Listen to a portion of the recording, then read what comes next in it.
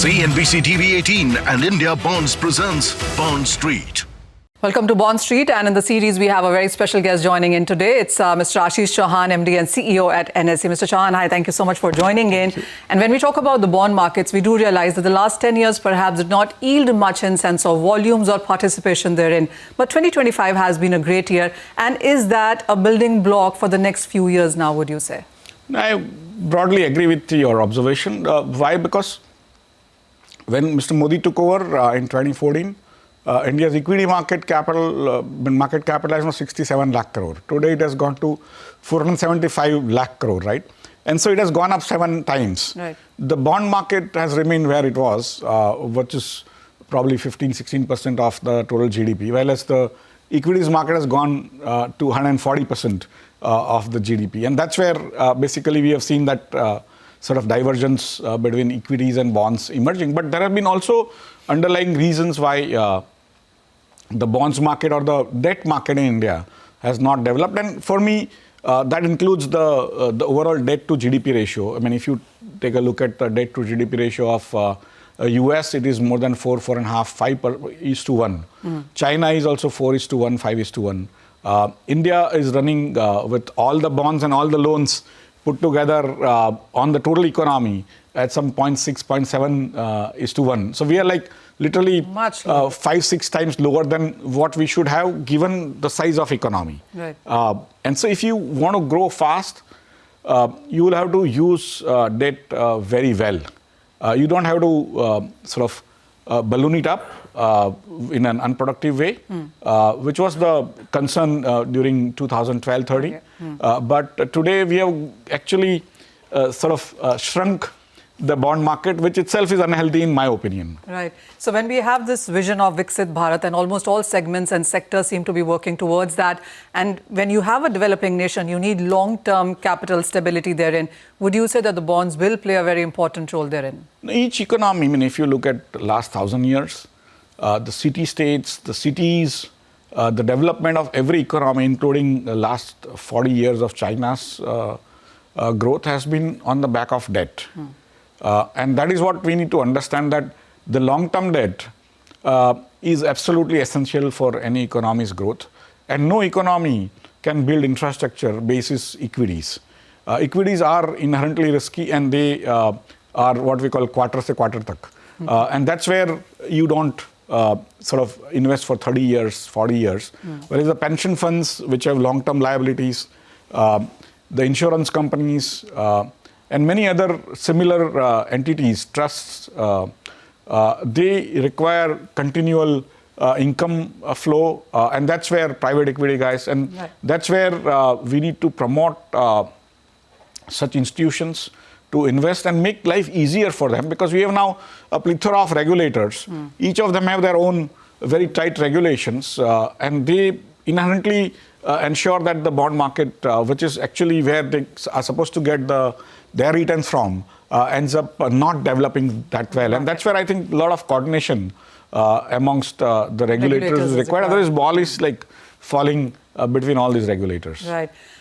In the last 2 or 3 years, as you've been telling us as well, that NSE volumes in bonds has increased, especially in 2025.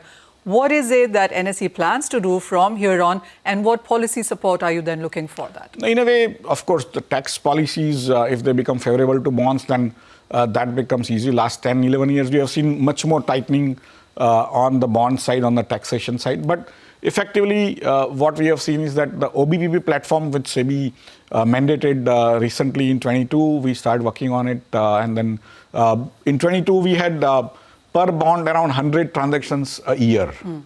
Today, we have reached 1,066 transactions a year in 25, still a few days to go. Right. And so, in a way, we have gone up like 11 times more transactions in 3 years. But if you look at the aggregate number or absolute number, in this year, we have done around 10 lakh transactions, which is like a minuscule compared to what we do in equities, right? I mean, it's not even a... Baby steps, but we're getting there, would you say? Even a fraction of a fraction. For me, things happen slowly and then suddenly. This is the slow part.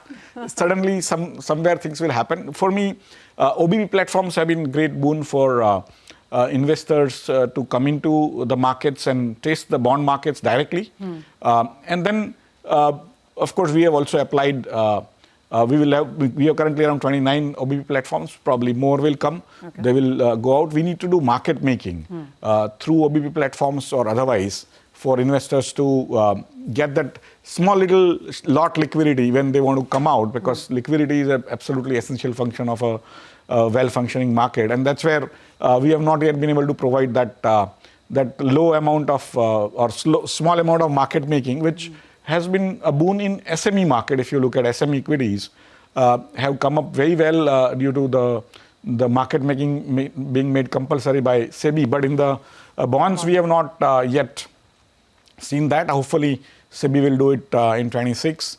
And then, of course, more and more companies are raising money abroad, but for their infrastructure stuff. But when India has to do much more infrastructure, if we are able to rationalize policies on bonds across all the regulators, like PFRDA, NPS, and of course insurance, RBI, SEBI, then probably we'll have a very well-functioning, less risky, because bonds are inherently less risky assets compared to equities, and they will give consistent returns to the investors, which is absolutely an essential part, especially for the graying economy. We have a silver economy, we are a young economy today, but we have an equally large or even more interesting number of people who are becoming old. They will require consistent income going forward, and that's where we need to build that. We have also applied for